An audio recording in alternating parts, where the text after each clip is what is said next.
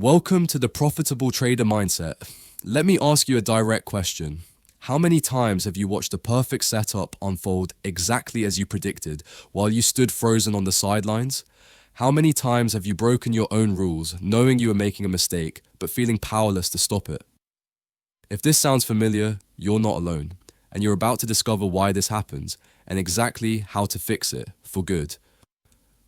You felt the sting of a loss that grew because you couldn't pull the trigger, the agony of watching a perfect setup fly by because you hesitated, the fury of taking profits too early only to watch the trade rocket without you.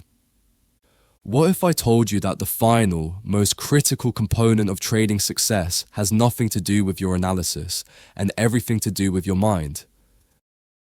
Today, we are embarking on a deep, transformative journey into one of the foundational texts of trading psychology, Mark Douglas's The Disciplined Trader.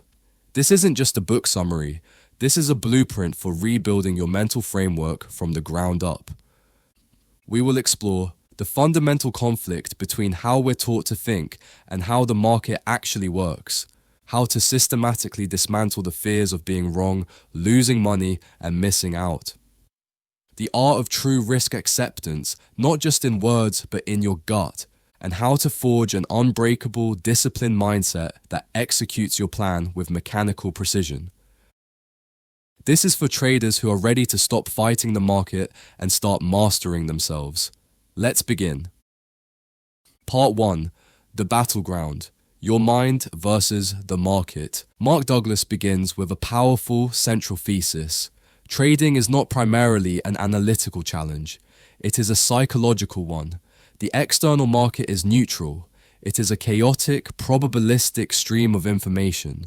The real battle is internal. Think about your own experiences. You backtest a strategy that shows a 60% win rate. The logic is sound. The statistics are solid. You feel confident. Then you go live. The first trade is a loser. Okay, you think, it's just one trade. The second trade is also a loser. A small knot forms in your stomach. The third trade sets up. It looks perfect, but you hesitate. You question the setup.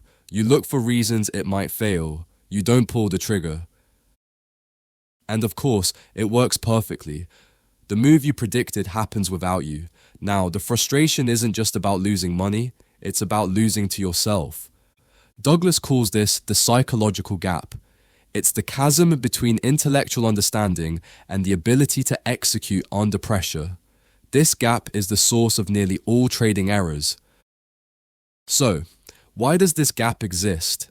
Douglas argues it's because we are psychologically unprepared for the market's environment.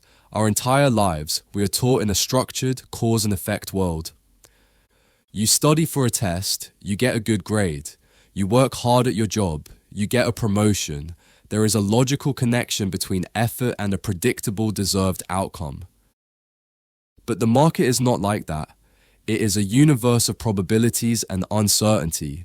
You can do everything right and still lose. You can make a terrible, impulsive decision and still win. The market does not reward effort. It rewards being right about probabilities over time. This creates a fundamental conflict. Our minds, seeking the safety of certainty, scream for a world where good analysis guarantees a good outcome. When the market refuses to comply, we experience psychological stress, and from this stress, fear is born. Part 2. The Architect of Your Reality. How beliefs shape your trading. Your results in trading are not a direct reflection of the market. They are a reflection of your beliefs about the market. Your mental framework acts as a filter. It literally determines what you can and cannot see on a chart. Let's break down how this works. Douglas explains that our minds are not blank slates. We have accumulated a lifetime of beliefs, assumptions, and memories. This mental software runs in the background, interpreting every piece of data we receive.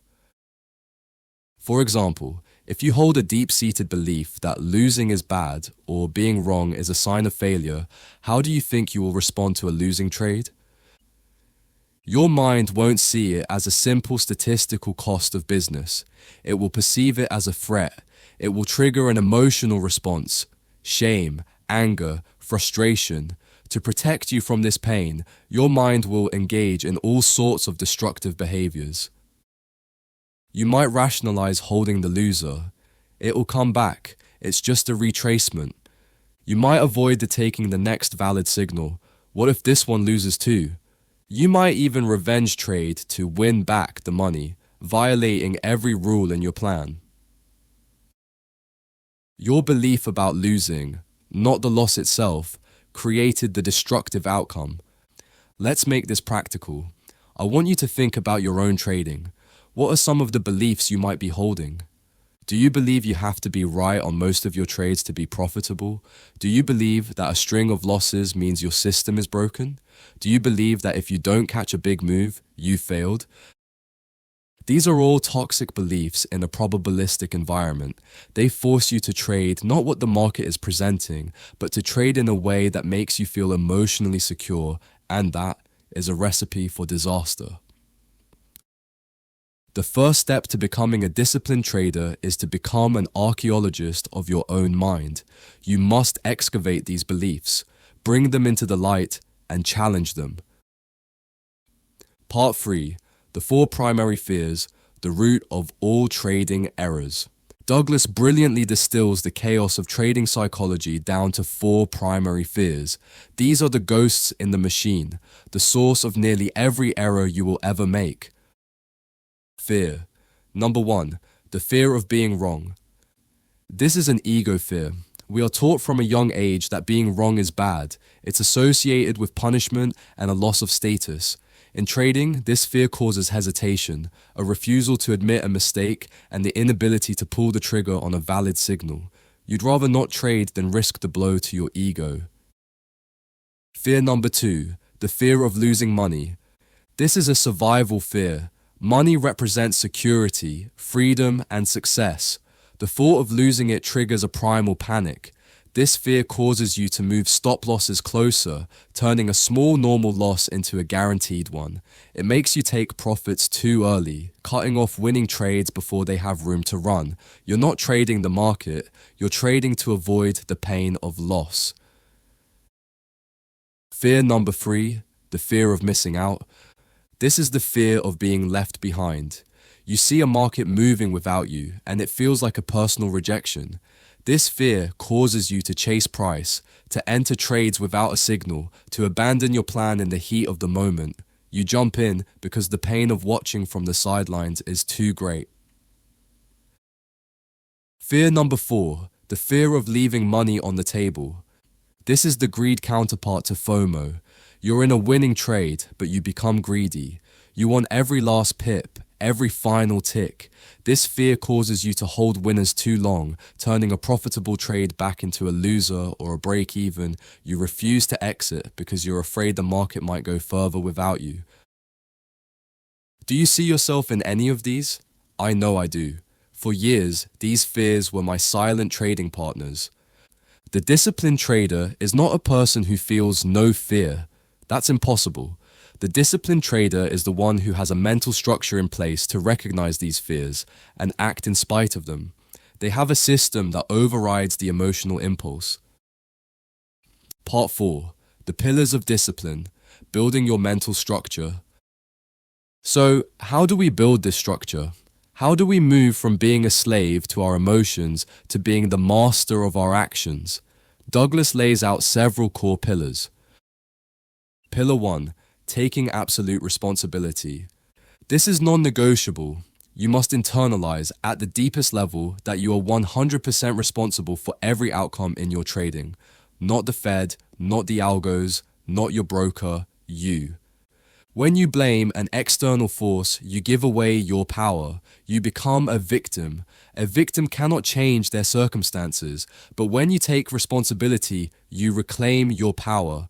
A losing trade is no longer a betrayal by the market. It's feedback. It's information about your execution, your timing, or your edge. It becomes a lesson, not a punishment. Pillar 2. Redefining the meaning of a loss. This is where we directly attack the fear of being wrong and losing money. You must cognitively reframe what a loss represents. A loss is not a failure. A loss is not bad. A loss is the cost of doing business. It is the price you pay to find out if a trade will work. It is as natural and necessary as a restaurant buying food or a carpenter buying wood. Think of it like this. When you buy insurance, you pay a premium. You don't get angry if your house doesn't burn down that year. You paid for peace of mind and protection. A stop loss is your trading premium. You pay a small, predefined amount to protect yourself from a catastrophic loss and to stay in the game to catch your winning trades. Pillar 3. Learning to think in probabilities. This is the death blow to the need for certainty. The amateur trader focuses on outcomes. Will this trade be a winner? They are desperate to know. The professional trader focuses on process. If I take this edge, which has a positive expectancy over 100 trades, will I be profitable? You must adopt the mindset of a casino. Does a casino know if the next hand of blackjack will be a winner? No. Do they care? No. They know that their edge, played out over thousands of hands, guarantees their profit. They are completely detached from the outcome of any single event. Your trading system is your edge. Your job is not to predict. Your job is to execute, to take every single signal that your edge presents, to pay your premiums, losses, willingly, and to collect your payouts, winners, systematically. When you think in probabilities, the emotional charge around any single trade disappears. Part 5. The mechanics of mental control, practical steps. Understanding the theory is one thing, putting it into practice is another. Here is your action plan, derived from Douglas's work. Step 1. Define your trading universe. Uncertainty is terrifying to the mind. You must reduce the market's infinite possibilities down to a defined set of rules. This is your trading plan. It must be so explicit, so detailed, that it leaves no room for interpretation in the heat of the moment. It must answer, what are my exact entry criteria? Where is my exact stop loss? Where is my exact profit target? What is my position size on every single trade? Under what market conditions do I not trade? This plan is your anchor in the storm. When fear or greed hits, you don't have to think. You just execute the plan. Step 2.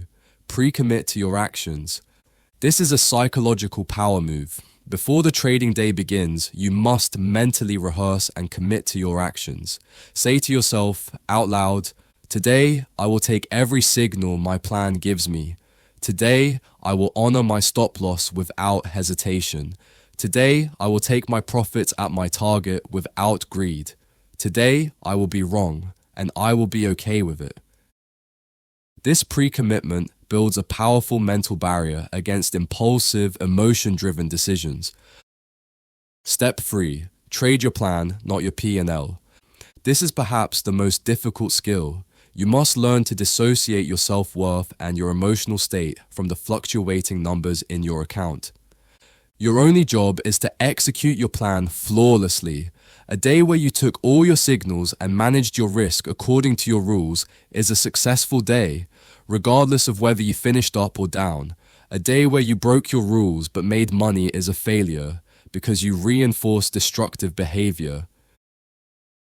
Step 4. Conduct a process-focused post-analysis. At the end of each day, don't just look at your profit or loss. Open your trade journal and ask yourself these questions. Did I follow my rules? Where did I feel fear or greed? Did I hesitate? If so, why? Did I revenge trade or chase a trade? This is not about beating yourself up. This is about gathering data on your own performance. You are the most important variable in your trading system. You must debug your own mental software. Part 6. Navigating the dark nights, losing streaks, and mental resilience. No matter how good your edge is, you will experience losing streaks. It is a mathematical certainty. How you handle these periods will define you as a trader. The undisciplined trader sees a losing streak as a personal failure, proof that they are a bad trader. This triggers the four fears in a vicious cycle. They abandon their plan, they overtrade to win back losses, and they often blow up their account. The disciplined trader sees a losing streak for what it is, a statistical inevitability. It is not a reflection of their worth or even their system's long-term viability. It is simply a cluster of losing trades that was always going to happen. Here is your resilience playbook. First, trust your statistics. If you have robustly backtested your system, you know the maximum drawdown and the longest losing streak to expect. When you hit a streak within those parameters, it should be reassuring, not frightening. The system is working as expected. Second, reduce your position size. If a losing streak is testing your emotional limits, the problem is not the streak. It's that you're trading too large. Scaling back doesn't mean you've lost confidence in your system. It means you are managing your psychological risk. It allows you to continue executing without fear. Third, focus on micro actions. Don't think about making back the money. That is a trap. Just focus on the very next trade. What is my setup? What is my edge? What is my risk? Execute that one trade perfectly, then the next, and the next. String together a series of disciplined executions, and the profits will take care of themselves. Resilience is not about avoiding the storm. It's about learning to dance in the rain. Conclusion: becoming the disciplined trader. The journey to becoming a disciplined trader is not a weekend project. It is a continuous process of self-discovery, self-confrontation, and self-mastery. It is the ultimate edge. Mark Douglas's work teaches us that the market is a mirror. It reflects back at us everything we believe, every fear we harbor, every flaw in our mental structure. The chaotic, unpredictable nature of price action is the perfect tool to reveal who we truly are. You now have the map. You understand the psychological gap. You know the four fears that sabotage your results. You have the pillars for building discipline and the practical steps to implement them. The final step is yours. It requires courage.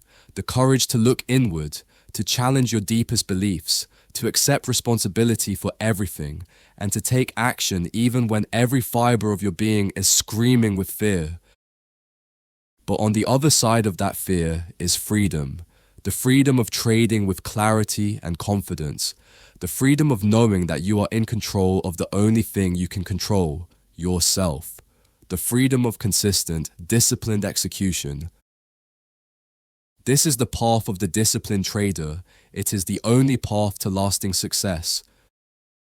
Thank you for watching. If this resonated with you, please like, subscribe, and hit the notification bell. Share your biggest takeaway in the comments below. What is the one fear or belief you are committing to work on? Until next time, trade well. And remember, master your mind and the markets will follow.